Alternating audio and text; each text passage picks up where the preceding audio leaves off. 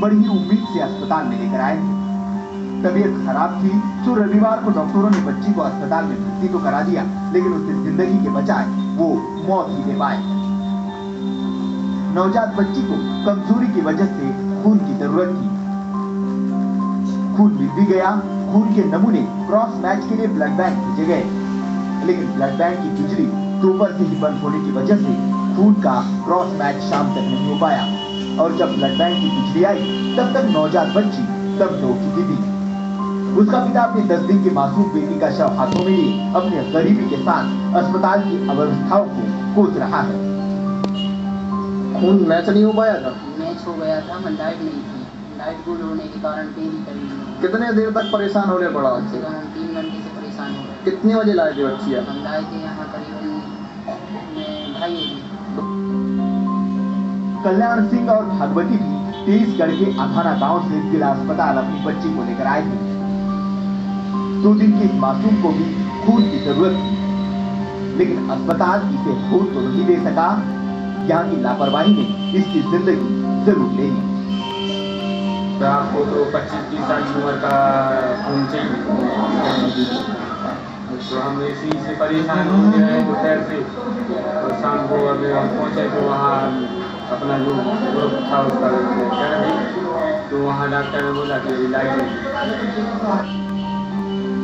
Blood bank में duty पर मौजूद लैब टेक्नीशियन राजेश कई बार बिजली जाने की शिकायत विद्युत मंडल से लेकर सिविल सर्जन को दे चुके हैं, लेकिन इससे किसी को मतलब हो तब।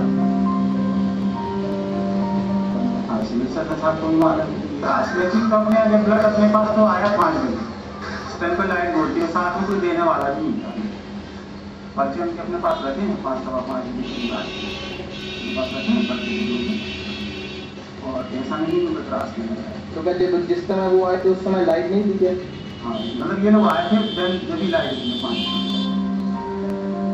अस्पताल प्रबंधन की लापरवाही ने फिर 2 घरों की खुशियों को मातम में बदल दिया, लेकिन इससे क्या फर्क पड़ता है? भगवती न तो किसी मंत्री की बेटी है और न ही अनिता किसी अफसर की औलाद। यहाँ तो आदिवासियों और गरीबों की बेटियों की जान की कीमत वीआईपी लोगों के बच्चों से कम की है। अटल राजेंद्र जैन, सपना न्यूज, दमोह।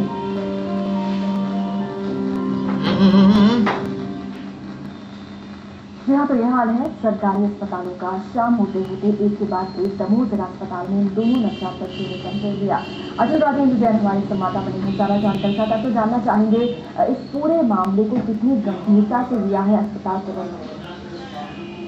हम आपको बता दें कि अस्पताल प्रबंधन ने इस मामले को कोई बहुत ज्यादा गंभीरता से नहीं लिया है। कल रविवार होने के कारण अस्पताल में ना तो CMOH मौजूद थे, ना सिविल सर्जन मौजूद थे। जब इस मामले की जानकारी हमने CMOH को देना चाहे तो उनका मोबाइल बंद था और सिविल सर्जन से बात की तो उनका कहना था कि मैं अभी मार्केट में हूँ।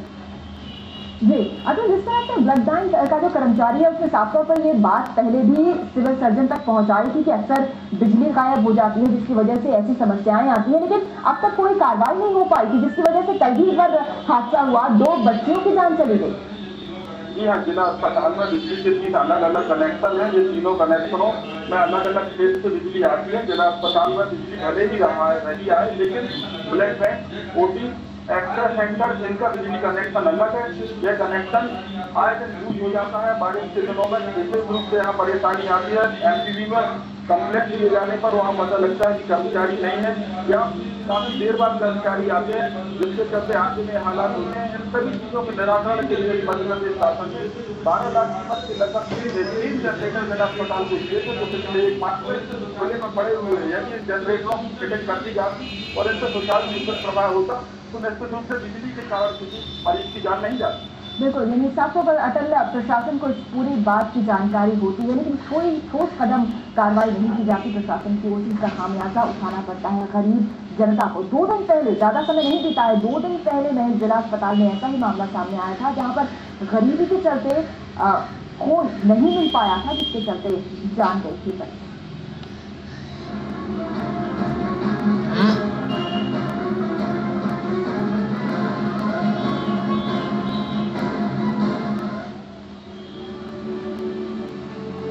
मौत की नींद सो रही गरीब आदिवासी महिला सावित्री को ये नहीं पता था जिस अस्पताल में वो अपनी जिंदगी को महफूज करने के लिए आई थी, वही उसको मौत की नींद सुला देगा। अस्पताल के डॉक्टरों ने इलाज के दौरान सावित्री के पति हरप्रसाद को बताया कि सावित्री को एनीमिया है और उसे खून की सख्त जरूरत है। इसके बाद हरप्रसाद ने एक बोतल खून पत्नी को दिया, लेकिन सावित्री को और ज्यादा खून की जरूरत थी। लेकिन हरप्रसाद के पास पैसे नहीं थे जिससे वो और खून का इंतजाम कर सके। हालांकि अस्पताल में खून तो था, लेकिन हरप्रसाद के पास कोई रक्तदाता नहीं था, इसलिए अस्पताल प्रशासन ने सावित्री को खून नहीं दिया। ऐसी हालत में हरप्रसाद पैसों का इंतजाम करने के लिए अपने गांव दाता कोडिया चला गया, लेकिन उसके वापस आने से पहले ही उसकी पत्नी सावित्री की मौत हो चुकी थी। कल 2:30 बजे भर्ती करे उनने अपनी बॉर्डर चढ़ाई, फिर रात में अपनी मिट्टी चढ़ाई, खून में घर आई के दमान में खून था, फिर कहीं फिर चढ़ने से पैसा नहीं तो घर ले चले गए, चढ़ने हुआ।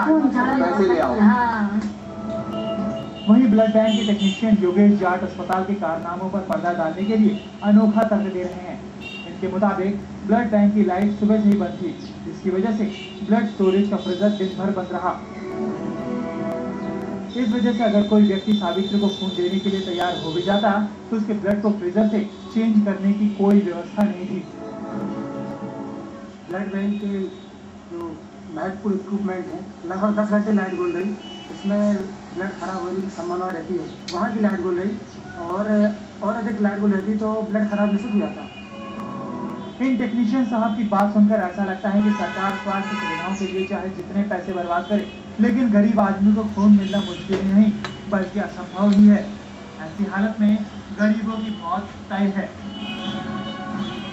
अटल राजेंद्र जैन, साधना न्यूज, दमोह। तो अस्पताल बंदेल में जानलेवा अस्पताल अब बिजली के चलते दमोह जिला अस्पताल का मामला है, जहां पर मरीजों की जान जा रही है। लेकिन ऐसा नहीं है कि प्रशासन जो है, प्रशासन ने जनरेटर की व्यवस्था कराई है, लेकिन यहाँ भी मनमानी करती है कर्मचारियों की। जनरेटर को भी